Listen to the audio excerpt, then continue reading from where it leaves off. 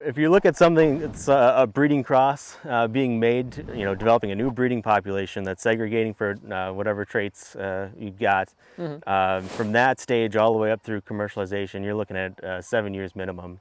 And that includes a number of years of wide-scale hybrid testing as well as the impact testing. It's even broader. These are the first time that some of these inbreds are being looked at, and for a lot of them, it's going to be the last time. They'll never see the light of day again.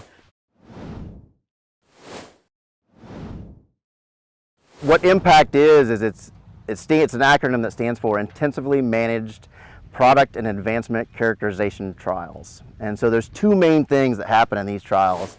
It's, we need to collect lots of data over all of North America to figure out which hybrids to advance.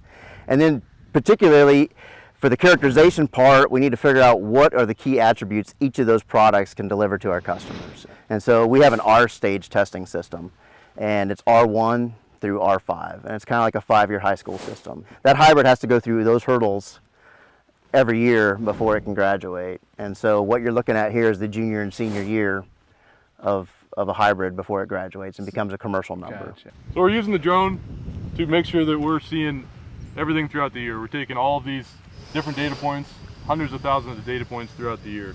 The great thing about Corteva is the network that we have for research, and that we have research centers stationed out through, all the whole corn belt to specifically focus on corn and soy.